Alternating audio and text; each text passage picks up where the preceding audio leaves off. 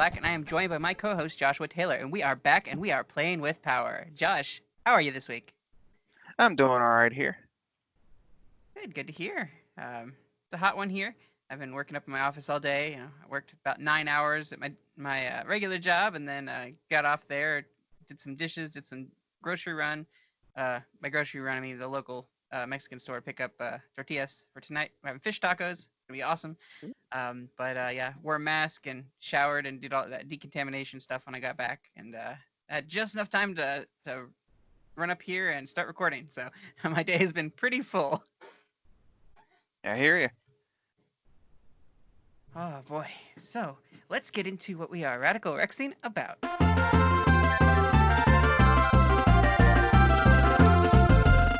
All right, what you got for us this week, Josh? Alrighty, so this week I am trying to figure out how to, for one, how to make a little better productivity out of this time, still being mostly at the house. Thankfully, I haven't had to go back to my office yet. I don't particularly care if I ever do. Can't say that I love the place, but um, actually being home, I've been trying to focus a little more on writing now. This week, trying to spend maybe a little less time and just kind of goofing off on just any old random game here and there, like I tend to do.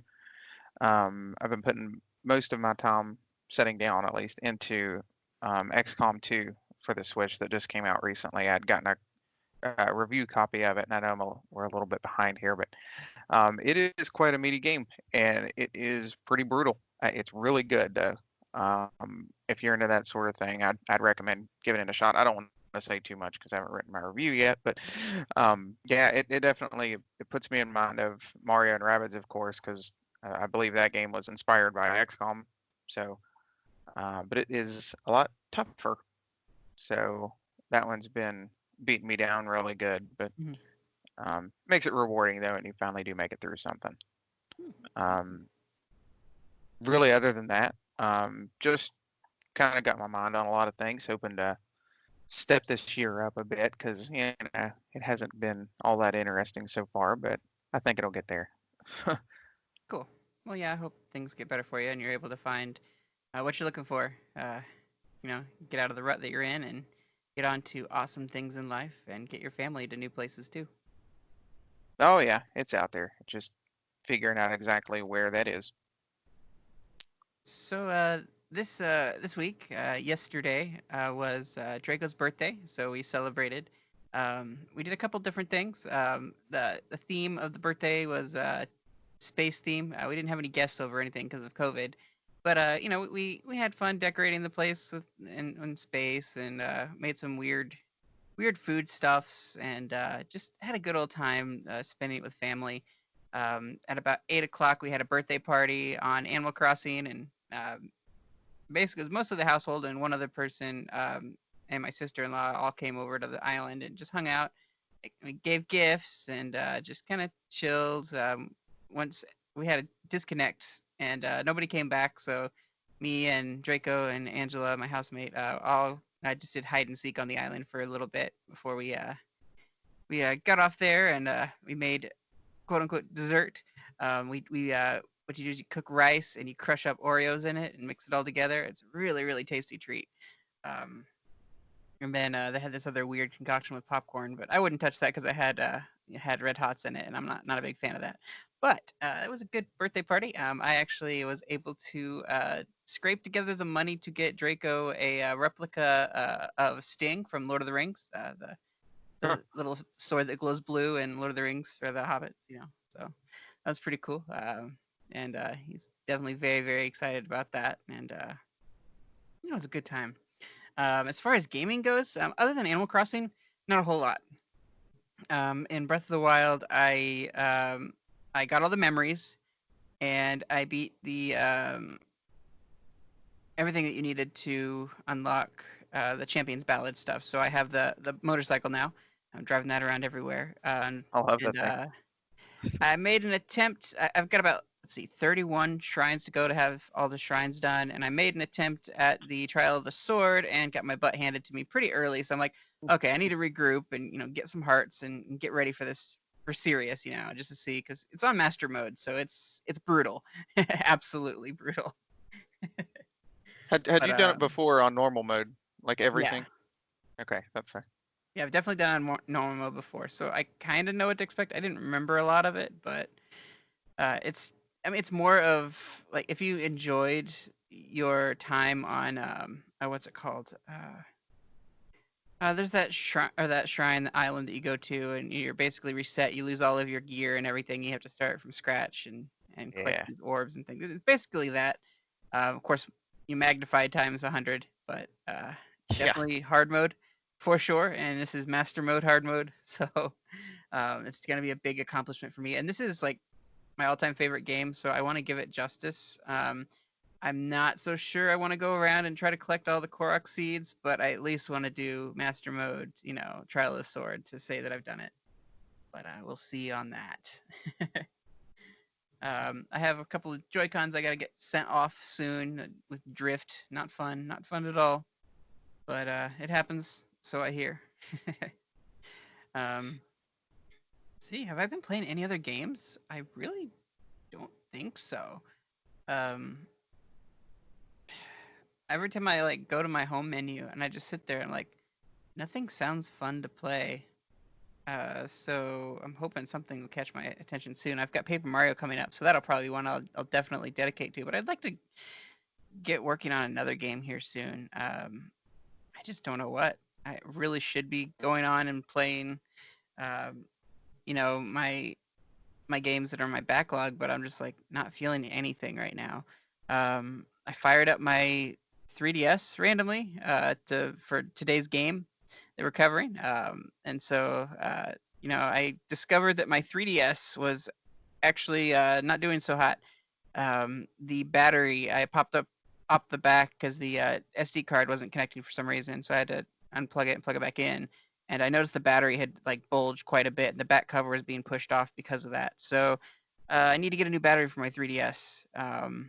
That's yeah, tracking that down is going to be really difficult. If any of our listeners know where to find it, I would be greatly appreciative. I need the new 3DS, not the XL version, the regular new 3DS, the one with the faceplates. I need a replacement battery for that, and haven't been able to find it yet. Can't really contact Nintendo to get those replacement parts as easily because of COVID. I'm gonna try again tomorrow.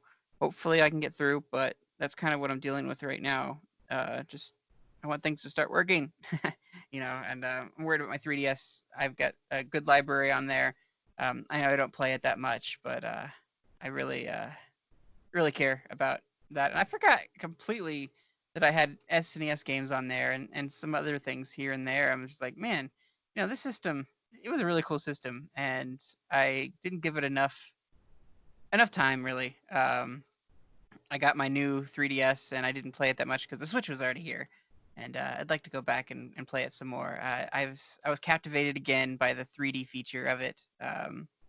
So yeah, that is what I am radical Rexing about, and I think we're ready to get into the main topic this week. We are going to talk about a pink puffball, Puffballs Unite, and Kirby's Adventure.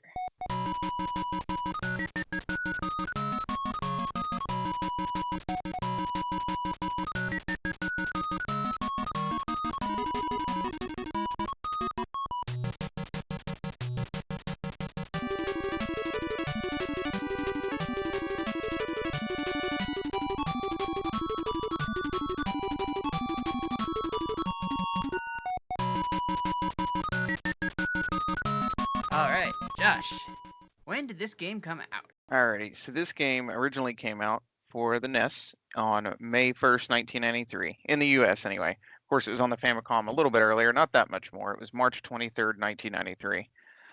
Composers for this game, Hirokazu Ando and Jun Ishikawa, and the designers of this game. You may have heard about them. They're kind of a big deal. Masahiro Sakurai, Satoru Iwata, and Shigeru Miyamoto. HAL Laboratory had their hand in this Kirby game because HAL Laboratory does all the Kirby games, I believe. I don't even know if there is a non-HAL Laboratory Kirby game. You can correct me on that one, Josh, but I don't think there is. I should know that. That's a good question. I don't believe so, at least not a mainline one. So, in Kirby's timeline, where does this sit? So this one, I believe, is the second game. The first game that had the like the transformation abilities in it. Yes. This was the game that gave Kirby his abilities, Copy his abilities. color. Initially he was a white-looking ghost, but in this one you could actually copy abilities. You could still inhale enemies in the first game on Game Boy, but he really started to shine and become his own thing and on the NES. Um, Interesting, like this series started out on a Game Boy. Um, there's not a lot you can say started out on Game Boy, so it's kind of cool that it stuck around this long, and it's a comfort food. It's a staple in Nintendo's fold. It's not necessarily like A tier, um, in a lot of respects. They keep it pretty much for the kids in a lot of ways, and Kirby doesn't like die that often. I mean, he's almost invincible in some ways. But again, like you can lose and get game overs and what have you, but it's just it's a lot easier to survive, especially if you're like flying through and avoiding all the enemies and stuff. So um, I think that they really outdid themselves in this game from the first, from Dreamland. It's interesting that they kept it adventure on the consoles. Um, they kept like the land stuff theme going, like Mario Land. They kept Kirby's Dreamland on the handheld for the most part. I'm trying to think if there is I guess Dreamland it kept the name on Super Nintendo for Dreamland 3. Um, but I like that they had that land idea on the Game Boy. It was a land game, like Yeah. um, but Kirby's Adventure was its own fleshed out game. It almost felt like the first game in a lot of respects. It's not necessarily a copy. Copy. Hmm. But what was your first experience with this game?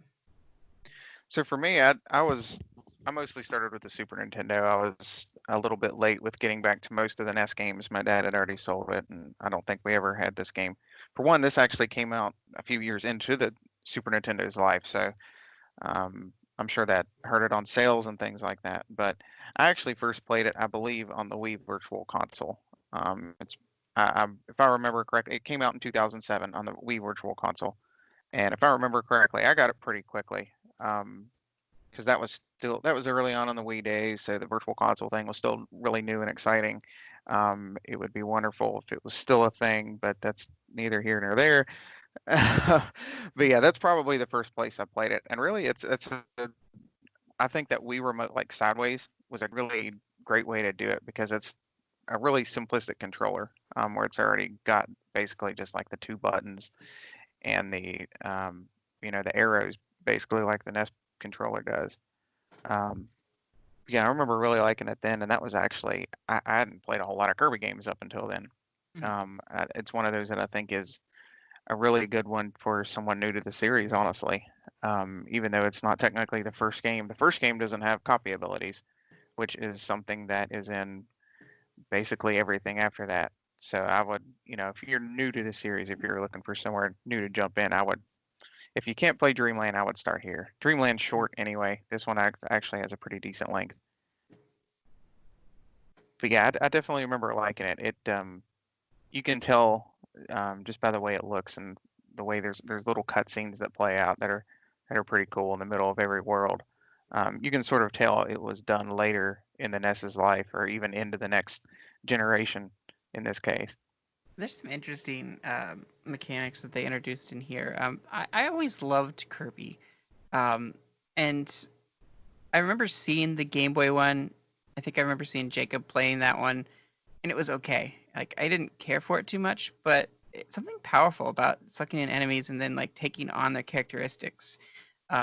The sound effects and it's really really like rewarding to do so, and you feel quite powerful to take on those transformations. And you know, I'm so happy that they actually put Kirby in Smash Brothers and they kept that mechanic going, because it's really cool to have that ability to become your enemy and use it against other enemies. And again, like you kind of get that with Mega Man, but it's totally a different thing. Totally different.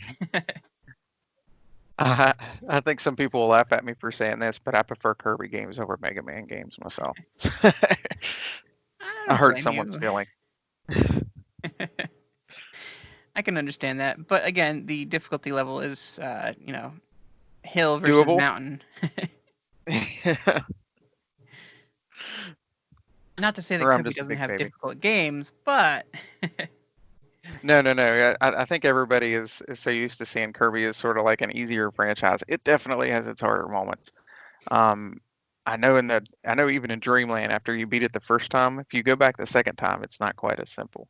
And this yeah, game isn't like, isn't super easy. I mean, it's not difficult. It's definitely no Mega Man or something, but it's not as easy as you would. I wouldn't like. What is the newest one? I can't think of the name of it. The newer one on Switch, I think, is a lot easier than this one. I think easy then. This was easy for back then, but it's not necessarily what's easy today. Easy today is like can be painfully easy. yeah, yeah. I love just the vibrant colors of this game as well, and the music. My goodness, the music. Uh, that is where it really, really shines. I'm definitely going to be inserting some good tracks into this episode because, oh yeah, gotta love that classic Kirby sound.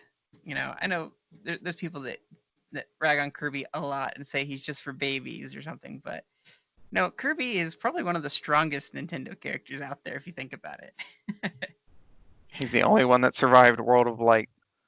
Totally not Exactly. Sakurai bias. Totally not. No, I think Kirby is quite resilient. Uh, in a fight between Kirby and Majin Buu, I don't know who would win, but probably Majin Buu. But Kirby gets props there. I'll take your word for it. I don't even know who that is. Gosh, I probably just made us lose like half of our listeners. I done said Kirby's better than Mega Man, and I don't know who this character is. But you do know, however, who Meta Knight is, and this was his first Yeah. appearance in this. They didn't really give him a name or anything, but it was cool to fight him. Now, did they do a reveal showing that he was a Kirby-like creature underneath? I think I remember him being like a black-colored Kirby. I want to say, and I want to say that they teased that in this game. He is. I believe it is near the end of this game when that happens. I haven't actually gotten to the end in quite a while, come to think of it. But yeah, he looks like there's actually a Smash costume that looks similar to it. He's just like a dark purple looking Kirby with I think yellow eyes or something. I think it's in this game that it shows that. But yeah, I know at first you don't even fight him directly. Like the first one of the first boss like fights, he just sends out a bunch of bad guys after you and runs off.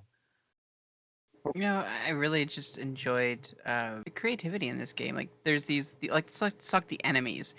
There's like a witch that like sweeps, but is kind of a broom itself. I mean, that's what I always thought anyway.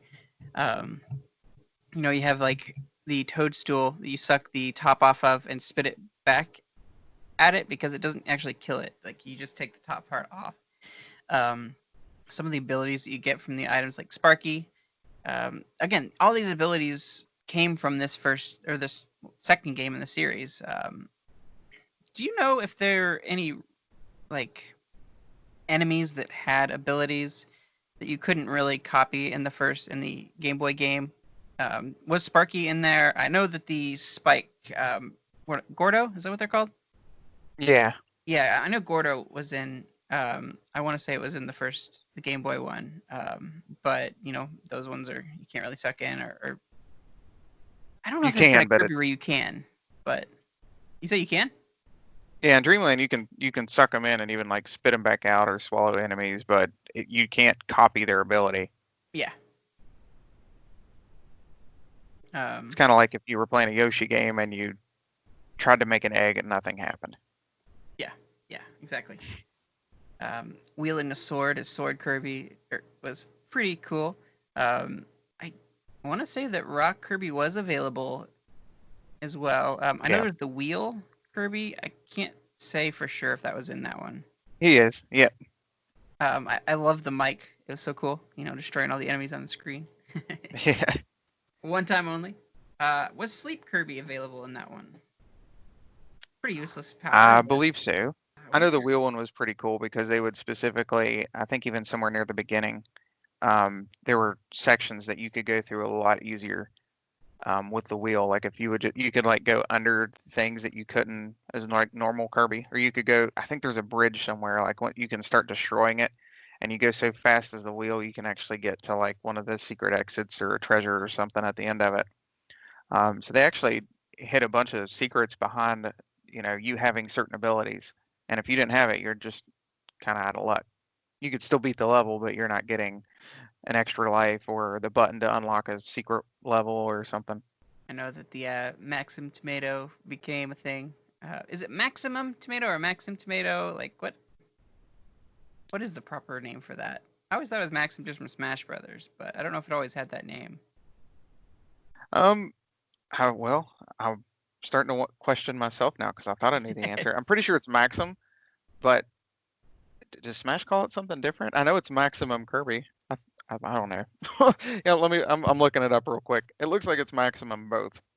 I'm about to offend Kirby fans here, but I think most Kirby games are the same for me. Like story-wise and just I don't know. I didn't feel like there was a lot of depth in some ways.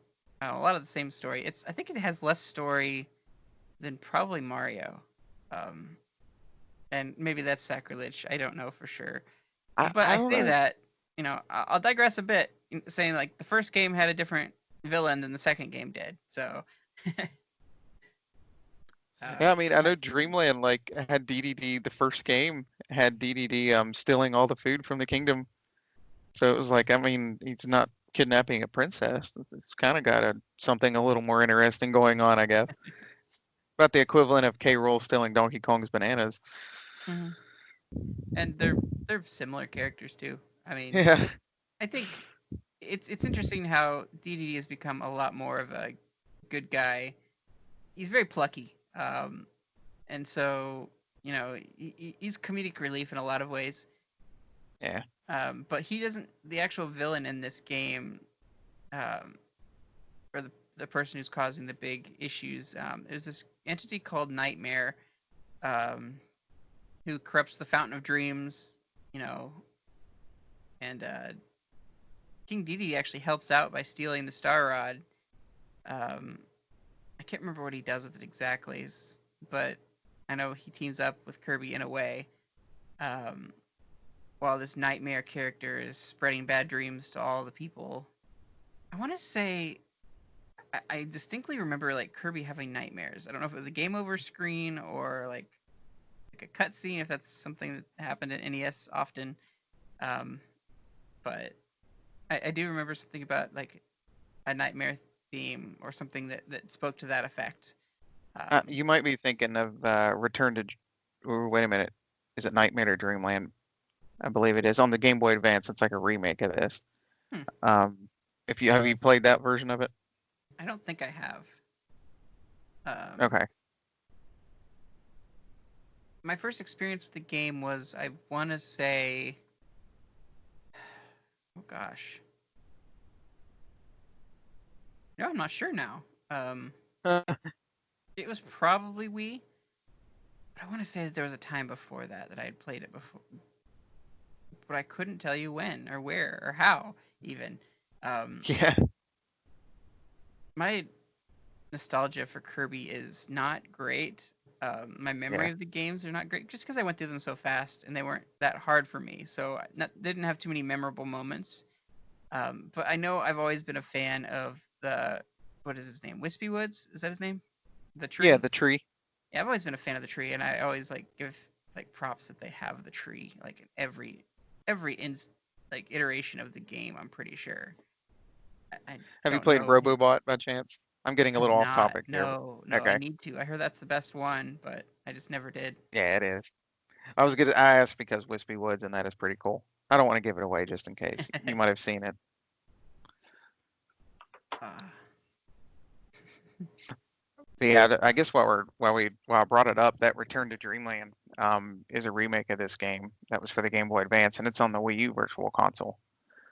okay. Um, so if you ever boot that back up and decide to jump in, it's not a bad way to experience this in a somewhat updated way. Okay. and While I we're on the believe it does subject, give a little bit more story. why don't we cover the different games that they have, the versions of this game, where you can get the game? Um, let's see. Yeah, that was 2002. The Nightmare in Dreamland came out, and that was Yep. the remake of Kirby's Adventure. Let's see. Of course, available on Wii. It was available on 3DS for sure. They had a 3D version, a 3D Classics line. That game looks beautiful. It just pops with that 3D. It's one of the better looking 3D games in my opinion. Just that pixel art with the 3D backgrounds just sings, honestly. But they didn't change much outside of that, which is a faithful port with 3D. Um, it was a part of a collection on the Wii, I want to say. Yeah, it was on the Kirby. Shoot, I can't think of how many years it was. I think it was 20th anniversary or something. I actually have the disc. It's one of, I think, like 6 games on there. Kirby's Dream Collection, I think is what it is. Yeah. And, of course, like you said, the Wii U. It's available on the Wii U on the GBA version. Yep. Um, they have it on the Classic. You can play it on there, and you can also play it on the Switch Online subscription, which I didn't realize. I should have probably, in this time I haven't really decided what I want to play. I probably should have been playing on my Switch, but I was trying to go through playing my 3DS instead because I like that 3D element. I remember it was like I thought that was the best version of it, but That's it's how I kind of was just recently replaying it. It was on the Switch actually. interesting. Did not It even is one of realize. those. It is one of those I've gone back to a few times since I first played it. It's a pretty simple one to go back to and just pick up and go through. It takes a little bit of time, but it's fun enough that if you don't feel like playing it, just be like, I don't really care. um, I actually meant to ask, do you remember any of the mini games in particular, like in the middle of the worlds? I absolutely loved the crane game that they had in there, Yeah. grabbing the giant Kirby's. That was fun. I don't remember too many of the other ones. Refresh my memory. Well, I was gonna say first off, the crane game I think was the best. I ended up getting pretty good at it. Where you could like go for the big one or the tiny one, but what always stunk on that one was when like you'd get the first big one, but then the next one would go all the way to the end, and I swear sometimes it would just be like just a half a hair off, and it would drop it halfway through. So that was always disappointing, but it was always a good fun one. Now for the other ones, I end up getting my Kirby games mixed up, like you said, and I don't mean this like against the Kirby series in general, because I generally actually like it. Um, but I'm trying to remember what mini games were in this and what were in the other ones, so you have to forgive me. There's one that you have to. It's kind of hard to put to words, but you're like in a boxing ring, and King Dedede is standing up on the side, and he's tossing, I think, like 30 different eggs at you, but he's also throwing bombs in the middle of it, and you have to hold the button to open Kirby's mouth to catch as many eggs as you can by the end of it. If you catch a bomb, it's immediately over. But so that was a pretty cool one. You can get one-ups through that. Um, Shoot, I'm trying to think of the other one.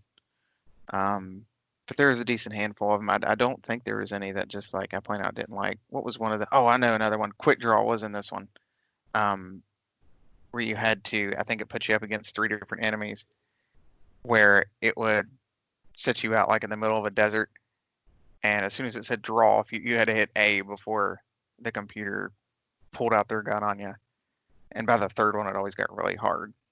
But so yeah, I think that was the only 3 on that version of it, but they were all pretty fun.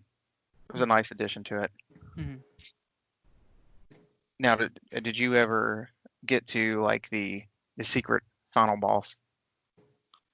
Oh, I don't think so. I don't know if I gave it that much time. Okay, enlighten me, because I don't remember this. Yeah, like if you go through and I believe if you find like all the exits, all the well, I make wording that like I'm playing Mario World, but if you find all of the yeah, you know what I'm talking about. Um, have you ever seen the giant buttons hidden in levels that you hit and it like opens up a new door? Yeah, yeah. There was a lot of Um, explorability and like alternate ways to go to clear the map, because Kirby would do this powerful like slam with like a flagpole, I want to say, that opened up more of the map, and then you could like find secret areas as well. Yeah. Yeah, and if you basically if you collect if you unlock everything, if you clear the entire map in every world, um, after you beat King DDD, you have to fight Nightmare, which is actually a pretty tough fight. And then now I can't remember how much this game shows versus Return to Dreamland. I feel like I beat it last more recently, if that makes sense. But Mhm. like you were saying with King DDD, it actually already in this game, it pretty much reveals that he was trying to protect the fountain from Nightmare at the beginning of the game. Mhm. So he never really was the bad guy. I like that. I mean, in a way, he's I don't know, anti-hero, but he's definitely like out to serve himself. But Oh yeah, at the same time, he has good intentions a lot of times. So, props to him. And then Meta Knight's kind of the stoic, like does his own thing anti-hero as well. So they're very pretty much different. like if you're not strong enough to beat me, then you have no sense in going up against all this anyway. Yep. Yep.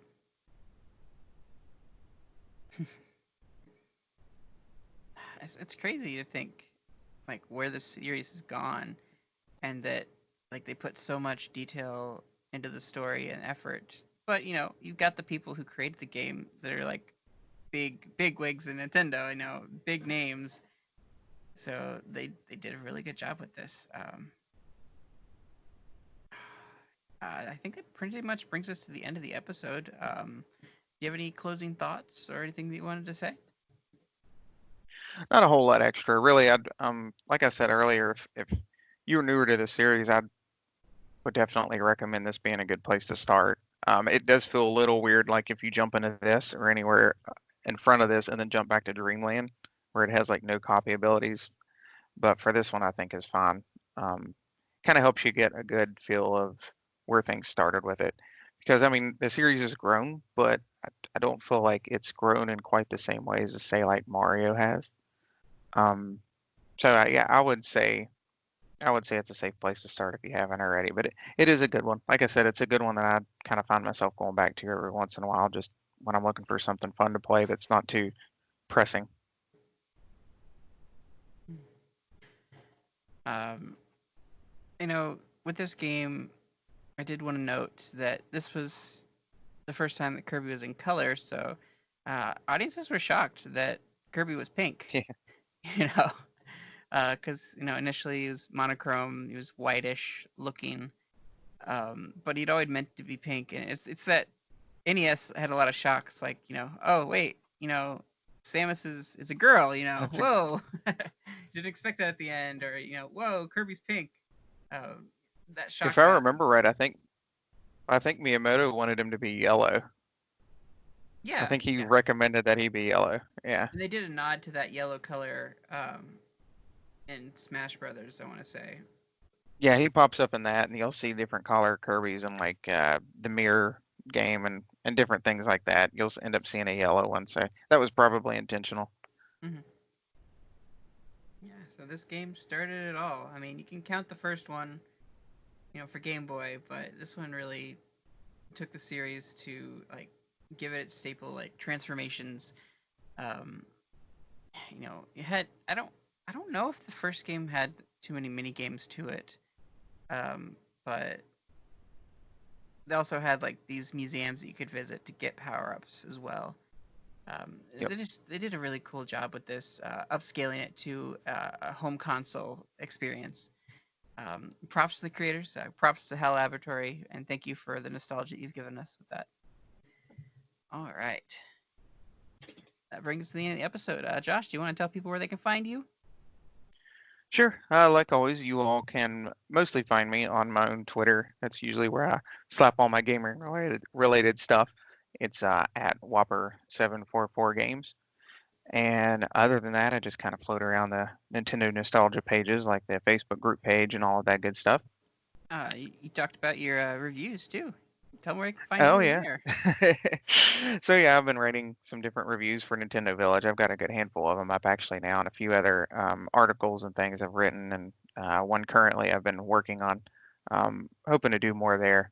Don't know what yet exactly, but yeah, and I'm enjoying doing it. Enjoying being a part of it all. So go check that out. Go check out the Nintendo Village if you haven't yet, of course. Yeah, they finally got you up on the site. There is a picture up there, I believe. There is on the whichever box it is there. There is of me. All right. You can find me at Metroid Hunter on Twitter or Metroid Hunter 101 everywhere else. You can find the show at thenintendovillage.com/Nintendo Nostalgia on Apple Podcasts, Google Podcasts, and YouTube. You can find us on our Facebook at Nintendo NOS, at our Twitter at Nintendo_NOS. You can find us on our Instagram at Nintendo NOSIN. Shoot us an email at nintendonostalgiain@gmail.com. You can also give us a call on our hotline. Share your memories and show some love at 317-969-5690. Guys, that brings us to the end of the episode. Thank you so much for listening, and we will catch you next week. Later, Preston. See y'all later. Come on, Kirby. Welcome to Star Adventure. Ready? Go!